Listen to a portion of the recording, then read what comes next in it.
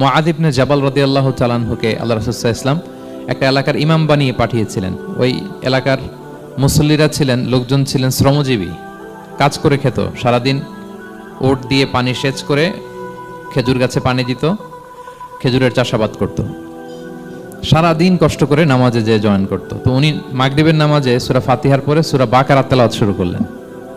সূরা বাকারা কোরআনের সবচেয়ে ছোট সূরা না? 286টা আয়াত, মানে সবচেয়ে বড় সূরা। তো মাগরিবের সালাত উনি যখন এত লম্বা তেলাওয়াত ধরলেন, মুসল্লিরা আর ইমাম সাহেবের সাথে থাকতে পারতেছে না। কারণ ওনারা তো, ইমাম সাহেবের হয়তো মন ফুরফুরে, উনি পড়তেছেন মনের আনন্দে দরাজ গলায়, কিন্তু মুসল্লিদের তো অবস্থা খারাপ। সারাদিন ওনারা খেতে খামারে কাজ করে আসছে, নামাজ ছেড়ে দিয়ে অনেকে চলে গেছে। একা একা নামাজ পড়ে যে আল্লাহ রাসূল সাল্লাল্লাহু আলাইহি ওয়াসাল্লামের কাছে যে বিচার দিল, যে রাসূলুল্লাহ দেখেন, এমন একজন ইমাম আপনি অ্যাসাইন করেছেন আমাদের এলাকায়, মাগরিবের নামাজে উনি সূরা বাকারা পড়ে, আর আমরা হচ্ছে শ্রমজীবী। রাসূল সাল্লাল্লাহু আলাইহি ওয়াসাল্লাম খুব রেগে গেলেন। মুআয ইবনে জাবালকে ডেকে বললেন, হে মুআয, আফাত্তানুন আন্ত, তুমি কি সমাজে ফিতনা ছড়াচ্ছ? তুমি জানো না এরা কারা?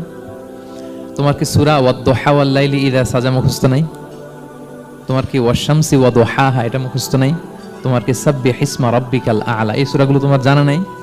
উনি বলেন জানা আছে। তো এগুলো রেখে দিয়ে মাগরিবের নামাজে কেন সূরা বাকারা ধরলা? তোমার মুসল্লিরা তো শ্রমজীবী মুসল্লি। কারণ ইমামের দায়িত্ব হচ্ছে পেছনে কারা আছে এটা খেয়াল করা। অনেক সময় ইমাম সাহেব আল্লাহু আকবার বলে যে নামাজ ধরছে, কি হচ্ছে পেছনে আর খোঁজ খবর নাই।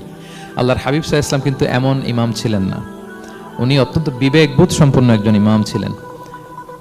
একবার পেছনে এক বাচ্চার কান্না শুনে উনি নামাজ ছোট করে দিয়েছেন। সবাই বললেন, ইয়া রাসূলুল্লাহ, এত ছোট নামাজ তো কখনো পড়তে দেখি না। তখন রাসূল সাল্লাল্লাহু আলাইহি ওয়াসাল্লাম বললেন, একটা ছোট বাচ্চার কান্নার আওয়াজ আমার কানে এসেছে, আমার মনে হচ্ছে বাচ্চাটাকে সামলাতে নারীদের কাতারে একটা মায়ের খুব কষ্ট হচ্ছে, এজন্য নামাজটা আমি খাটো করে দিয়েছি। দেখেন কি চিন্তা চেতনা, পিছনে কি হচ্ছে সব রাসূল সাল্লাল্লাহু আলাইহি ওয়াসাল্লাম এটা খেয়াল করতেন। তো এই সূরার একটা ফজিলত আপনি জানলেন যে রাসূল সাল্লাল্লাহু আলাইহি ওয়াসাল্লাম সূরা ওয়াদ-দুহা ওয়াল-লাইলি ইযা সাজা এটা তেলাওয়াত করতে বলেছিলেন মুআয ইবনে জাবাল রাদিয়াল্লাহু তাআলা আনহুকে। এটা কোরআনের 93 নম্বর সূরা। কত নম্বর?